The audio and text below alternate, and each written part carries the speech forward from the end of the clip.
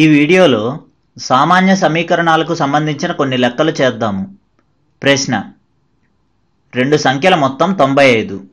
అందులో ఒక సంఖ్య రెండో దానికన్నా 3 ఎక్కువ. అయినా ఆ సంఖ్యలు ఏవి?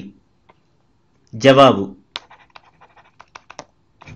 ఈ ప్రశ్నలో రెండు సంఖ్యల మొత్తం 95.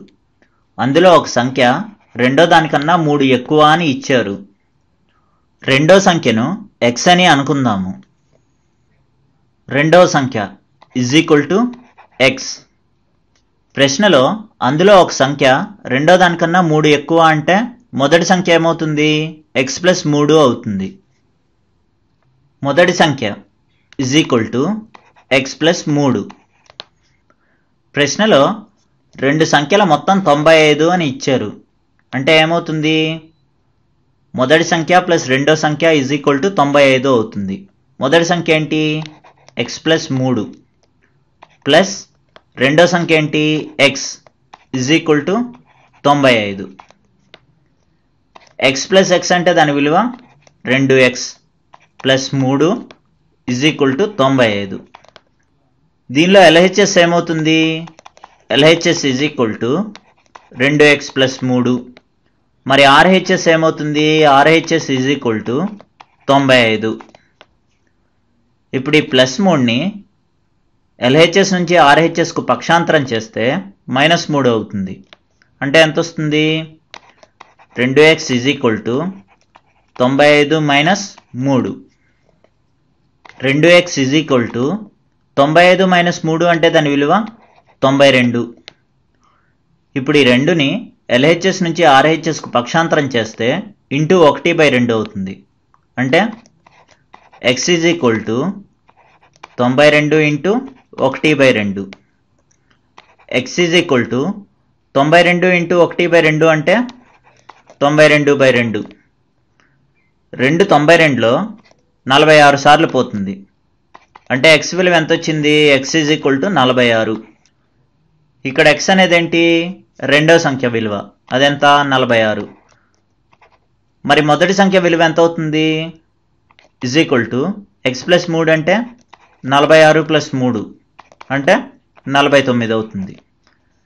ఇవే మనకు కావాల్సిన రెండు సంఖ్యలు. ఇదే మనకు కావాల్సిన జవాబు. ఇప్పుడు మరో ఉదాహరణను చూద్దాము. ప్రశ్న: 3 వరుస పూర్ణ సంఖ్యల మొత్తం 24. అయినా ఆ సంఖ్యలు ఏవి? జవాబు: ఈ ప్రశ్నలో 3 వరుస పూర్ణ సంఖ్యల మొత్తం 24 అని ఇచ్చారు. మనం ఆ 3 పూర్ణ సంఖ్యల్ని x + 1, x + 2, x + 3 అనుకుందాము. 3 వరుస పూర్ణ సంఖ్యలు x + 1, x + 2, x + 3.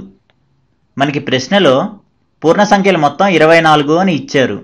అంటే x + 1 x + 2 x + 3 = 24 అవుతుంది. ఇప్పుడు xలన్నింటినీ ఓ దగ్గర రాద్దాము. x + x + x + 1 + 2 + 3 = 24. x + x + x అంటే దాని విలువ 3x ప్లస్ 1 + 2 అంటే 3, 3 + 3 అంటే 6 = 24. దీనిలో LHS ఏమవుతుంది? LHS = 3x + 6 అవుతుంది. RHS ఏమవుతుంది? RHS = 24 అవుతుంది. ఇప్పుడు ఈ +rని LHS నుంచి RHSకు పక్షాంతరం చేస్తే -6 అవుతుంది. అంటే మనకి ఎంత వస్తుంది? 3x = 24 - 6. 3x = 24 - 6 అంటే దాని విలువ 18. ఇప్పుడు ఈ 3ని LHS నుంచి RHSకు పక్షాంతరం చేస్తే ఇంటూ 1/3 అవుతుంది. అంటే ఎంత వస్తుంది? x = 18 × 1/3. x = 18 × 1/3 అంటే 18/3. 3 18లో 6 సార్లు పోతుంది. అంటే x విలువ ఎంత వచ్చింది? x is equal to 6. ఈ x ఈక్వల్ టు 6ని మనం అనుకున్న 3 పూర్ణ సంఖ్యల్లో ప్రతిక్షేపిద్దాము. మొదటిదేంటి? x plus 1. x అంటే 6, అంటే 6 ప్లస్ 1 అవుతుంది. 6 ప్లస్ 1 అంటే దాని విలువ 7. రెండోదేంటి? x ప్లస్ 2, అంటే 6 ప్లస్ 2 అవుతుంది. 6 ప్లస్ 2 అంటే దాని విలువ 8. మూడోదేంటి? x ప్లస్ 3, అంటే 6 ప్లస్ 3 అవుతుంది.